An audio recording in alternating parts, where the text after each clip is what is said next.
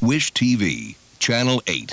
Now, Patty Spitler, Ken Owen, Ray Rice with Indiana's Own, and Mike Androvett on your side. Live from Wish TV, this is News 8 at 5:30. Work is underway throughout central Indiana to repair the damage caused by yesterday's heavy rain.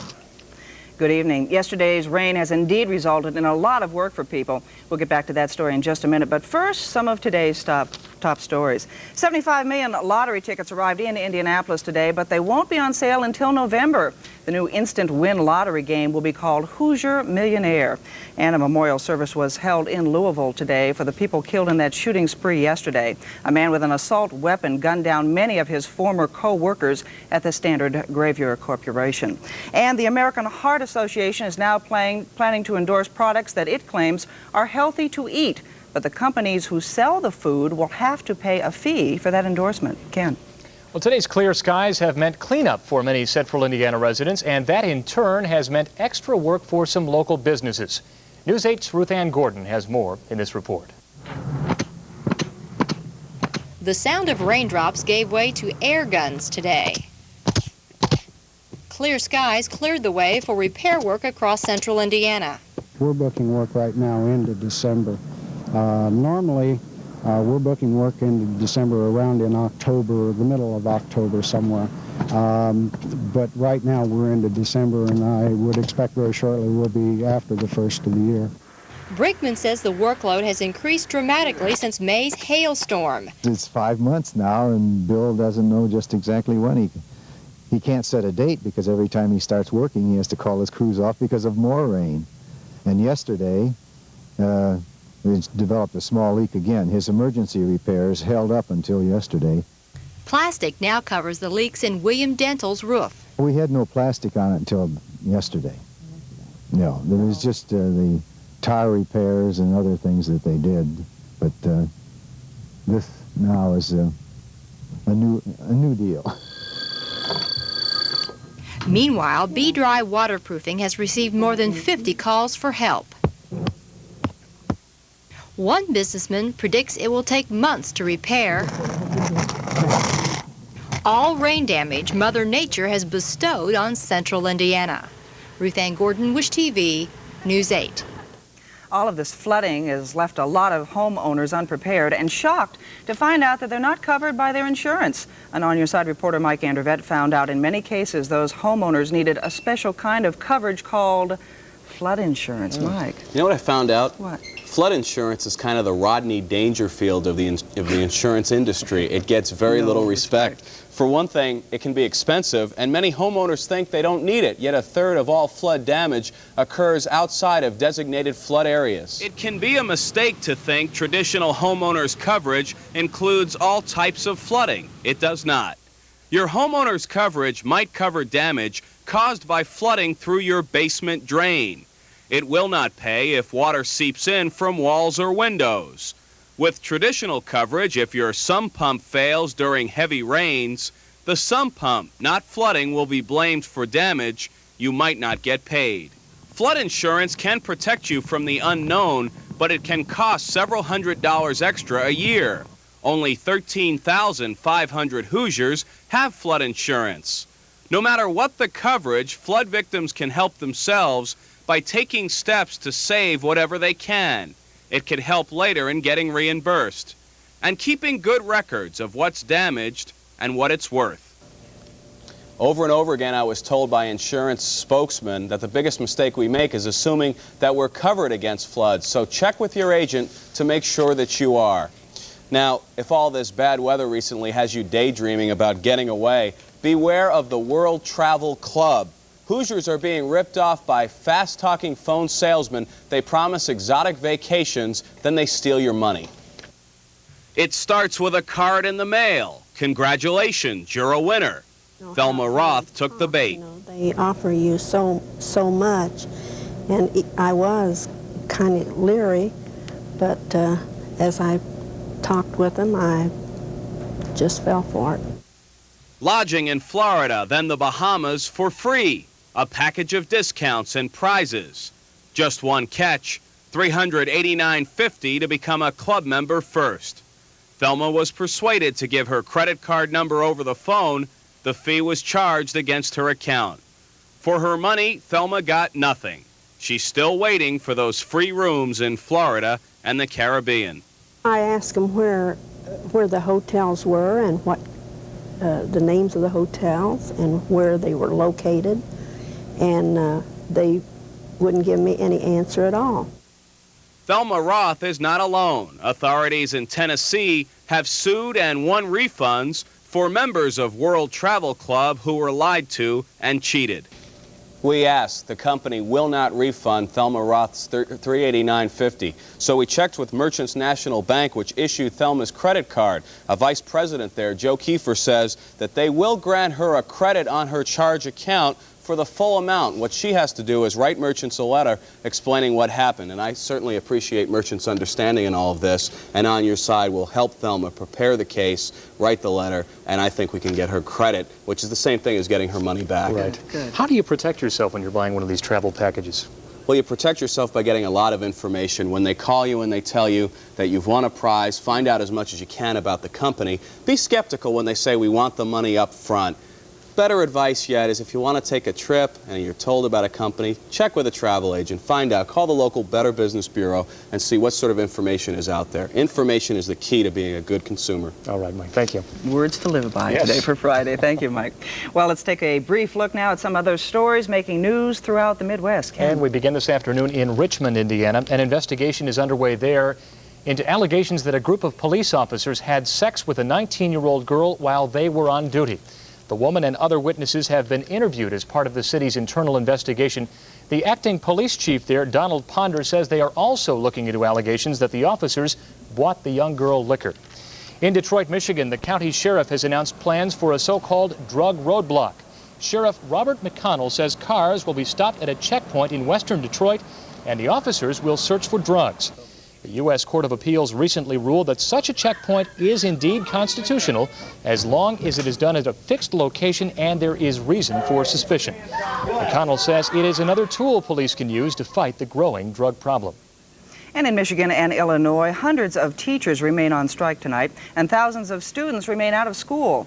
Teachers and administrators in Sheboygan, Michigan, tried to hammer out a new agreement last night, but an 11-hour bargaining session failed. Altogether in Michigan, more than 600 teachers are on the picket lines in 3 different districts, idling almost 13,000 students. In Illinois, the nation's largest teacher strike continues in the Elgin School District. 1,500 teachers are off the job, leaving 27,000 kids out of school. On to some health news. Have you ever found yourself taking a certain kind of pain reliever for, say, a backache or another kind for a fever? Well, tonight on our health scene, Debbie has some information for you that might help you the next time you reach into your medicine cabinet looking for relief. Choosing an over-the-counter pain reliever can be confusing. The majority of these medications contain one of 3 drugs: aspirin, acetaminophen, or ibuprofen. They all provide relief of minor aches, pains, and fever. However, there are some important differences between them. Aspirin is a drug that will interfere with the ability of the blood to clot and will cause a person to bleed a little bit longer if they get a little nick in their skin after they've taken even as little as one regular strength aspirin tablet. Aspirin can irritate the lining of the stomach, often enough to cause mild bleeding and pain. Ibuprofen causes less stomach irritation than aspirin, and acetaminophen seems to cause no irritation at all. Acetaminophen is also the preferred drug to use in children. This is because of the link between taking aspirin and the development of Reye's syndrome, a fatal childhood disease. Ibuprofen can be superior in treating some types of pain in adults. It is effective against more severe pain. It's very effective against the pain associated with sprains and menstrual cramps, for example, whereas aspirin and acetaminophen aren't very effective against those types of pain. Any drug can be toxic in large doses. Read label directions carefully. Debby Knox, Wish TV, News 8. Now, if you have any questions on this, you can call the IU News Bureau. The number is 274-3000. 3288. Well, speaking of things that are a pain, still to come tonight on News 8, if you are in pain because you're a bit cold and discouraged about this weather, take hope. Stan Wood will be here with some good weather for you. Well, that's good. It is getting chilly outside, isn't it? Also coming up, Ray Rice will join us with another one of Indiana's own. I'm Ray Rice, and today our search for another of Indiana's own has taken us to Forest Manor Junior High School. We'll have that for you coming up on News 8. Well, 20-year reunions can be, well, interesting, you know, because time passes and people change. And tonight, News 8's Ray Rice has the story of one such 20-year reunion to which the entire country will be invited, right? No kidding. And in fact, you might say this is an Indiana's own with an international flavor. And we'll start this story in a classroom on the city's east side. It's about here. Now, that's a shape. It's not an eye. Don't let your brain tell you it's an eye. Her name is Stephanie Roos, and she teaches art. Look at this as a frame of reference, too, for your... 20 years ago, long before these youngsters were born, Stephanie was a student in Rome. And to earn a little extra money, she supplied an agent with a few photographs, and she wound up here. This commercial became one of the most effective advertising campaigns of the decade. But advertising is often blended with a little illusion. They gave us a bottle of colored water and sprayed it with glycerin, and it was very hot and thirsty. We were standing there waiting for some kind of a break, and we were holding these greasy little icy-looking Coca-Colas with caramel water in it. Now, all these people dressed up in different costumes were mostly Italians, except for Stephanie and her brother. To show it in America, they selected me and my brother as someone to focus on because it would be mainly an American audience. And we had that American freckle face and blonde hair look. Coca-Cola has spent the past 4 months trying to round up all these people who stood on a hill outside of Rome 20 years ago. Apparently, they'd like to reshoot that commercial with the original cast. And for that, they'll need the real thing. Well, Stephanie met her husband in Rome, and they now have 4 children, and they all leave tomorrow for a week. The new commercial, which they hope to produce, will be on the air maybe in the spring. If you have a suggestion for an Indiana's own, please drop me a note. This is the address, Wish TV, etc., and so forth, etc. That's great. Is she getting paid for this? It's a great vacation, if nothing else. Oh, it's a terrific vacation. They've been wanting to go back to Rome to take the children, and so there's expenses, a week at the Savoy Hotel, first-class travel, about $12,000. 20 years ago, she got $50. And a lot of caramel-colored water. Yeah, that's right, yeah. Maybe they'll give her a real Coke this time, I hope. Right. Thanks, Ray. Jim. Wonderful. Let's check in with Mike Ahern now. He is in the newsroom for an update on News 8 at 6 o'clock. Mike? Okay, Ken, thanks very much. Coming up tonight at 6 o'clock, is it an endorsement or is it extortion? The American Heart Association has launched an endorsement campaign, but it could cost some food manufacturers big money. We'll have more on that. We'll tell you if graffiti like this, seen all over Indianapolis, is legal under the right of freedom of expression. And it is the beginning of National POW MIA Weekend, and observances were held across Indiana today to remember those who fought in the war. Plus, Fred Khalil and his sports team report from all of the high school football fields. Coming up at 6 o'clock. We'll see you then. And it feels like a high school football nightstand, would it? It's nice and cool outside. It does indeed, yes. I put my furnace on for the first time. I did too, Did yeah. you really? Mm-hmm. You should have called me. Could have party. You know, Hoosiers are beginning to adjust all this rain. A lot of plans are going forth tonight and tomorrow, and one of them would be... Uh-oh. The 1989 Noblesville on the River Festival. So we sent the roving thermometer out there to check the temperature at Noblesville, and it came up 63 degrees. Now that festival is tomorrow. However, they're hedging their bets. The rain date will be Sunday. Are they going to get rained on? Well, why don't we check my shortcast and find out. It's going to be cloudy and cool around the greater Indianapolis area tonight with a chance for some light rain moving in here, I think, after 10 o'clock. Our overnight low about 58 degrees. Then for your Saturday, Noblesville and environs, a good chance of light rain. It's going to be cloudy and kind of chilly. A high of only 68 degrees. The breeze will be at 5 to 10 miles per hour. When I say a good chance, I mean about 60% chance that there will be some light rain in the area tomorrow. I thought you were going to do your Superman impersonation there for a moment. Well, there's no phone booth to change into, or right I would. Down the hall. You know, people, when we get a cold snap like that or a cool snap like this, they say, well, it's all over, winter's on the way. But by the title of the song, it ain't necessarily so, and I have the figures to prove it. Indianapolis's latest 100-degree reading happened exactly 50 years ago today, September 15th of 1939. And that was part of a 4-day heat wave that year.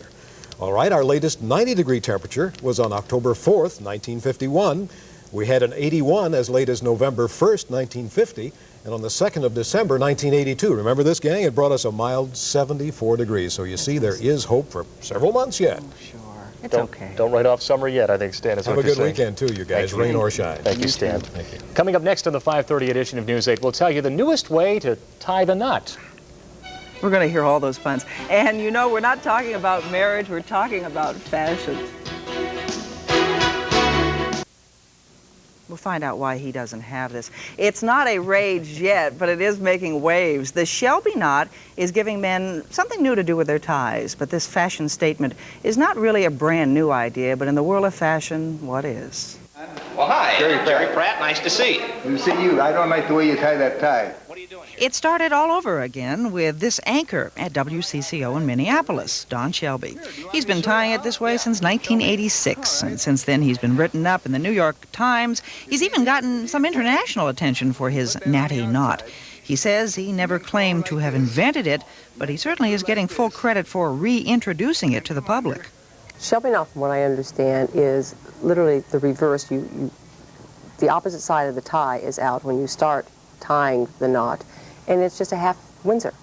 Murph is a fashion consultant who's made herself familiar with the Shelby knot and volunteered to show us how it's done. Okay, take that over. And we want this real tight in here. Our model is sort of losing breath. Sorry, Polly. Take it across and bring it underneath and back over. This is where you want to get it real tight. And again, it's going to depend on if you like the knot a little wider or smaller and how tight you're going to pull and tighten your own tie. But who knows about the Shelby knot in Indianapolis? We took it to the streets. What is the Shelby knot? No. What is a Shelby knot? I'm not sure. No. I do not. Okay, here's how to do it again. And then take the wider part up and over the back. Oops. Knock your candidate out. It's just like a loose tie here. Bring this across, the width across the front, which is giving your very symmetrical shape. Bring it around and take it right down through the top of the knot. Chin up. This is the fun part. Yeah. Perhaps the best way to learn how to tie this new Shelby knot is to find someone in your office who knows how to do it, and then have a knotty party. I won't tie you up. I won't tie you up. I won't tie you up. All right. I won't tie you up, yeah. That is Steve Schweitzer, our news operation manager. He was the first one to sport it in our newsroom. By the way, that's a Duke Tomato song, is Tie You Up. Spoke to Don Shelby this afternoon. He's the guy who initiated this whole thing all over again in Minneapolis, and he calls the whole thing really a pain in the neck because everybody keeps calling him, and it's all over the world, too. And there's an Indiana connection here, too. Yes, I talked to him. He said, say hello to everybody in Indiana because he's from Muncie, Don Shelby, so one of Indiana's own, we might claim. Give you a reason to watch Monday. Maybe I'll be sporting one by Monday. I have to learn how to do it. I'll get you a clip on. This man is tying the knot, figuratively speaking. TV's quizmaster Alex Trebek, the host of Jeopardy, has announced he's getting married. The bride-to-be is Jean Currivan, a Los Angeles real estate agent. Entertainer Sammy Davis Jr. has been diagnosed with throat cancer and will begin radiation treatments next week. The cancer is localized and a full and complete recovery is expected. And it's day 5 for Zsa Zsa Gabor in court. She's charged with assaulting a police officer. Today, the prosecution requested that Gabor be charged with contempt of court because She ignored a gag order. Can't quiet her down, I guess. Coming up next, we say goodbye to a special friend, and it's a special day for him. Yes.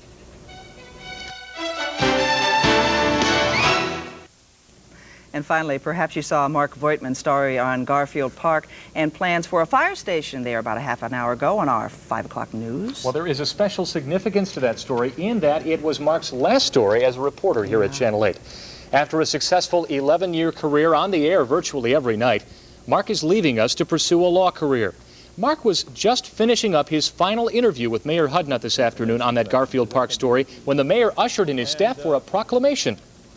They brought me a proclamation, which they wrote in the last 30 seconds, which sets aside today as Mark Voigtman Day in Indianapolis. Yay! So, you heard it here first. Mark your calendars. Every September 15th from now on is Mark Voigtman Day in Indianapolis. But in all seriousness, all of us here at Channel 8 wish Mark the best of luck in his new venture. He is a terrific guy. That is terrific for him. He looked a little... I've never seen him look shy before. No, that was a little terrific. bashful. Congratulations, Mark. Now we let's hope go. you have a great weekend. And yes. Time for us to go to two more friends, Mike and Debbie, for the 6 o'clock news. Okay. Thanks, Patty. Thanks, Ken. Coming up on News 8 at 6 o'clock, Debbie and I will have these stories for you. Were Joe Westbecker's warnings ignored by his boss, and how stressful was his job? Questions we'll try to answer in the wake of yesterday's mass murder in Louisville. Pretty soon, the American Heart Association will be joining other groups telling you which foods are good for you and which are not. And the food makers don't like it. I'm Athel Mecca. I'll have details on this story coming up. Also tonight, is this simply a religious message or is this vandalism? And who's responsible? We'll look into that. And remember last Friday night when storms emptied high school football stadiums and angered some coaches? Fred and his team tell us what it's like out there this week. I'm Stan, the weatherman. We'll check the rain prospects for tonight.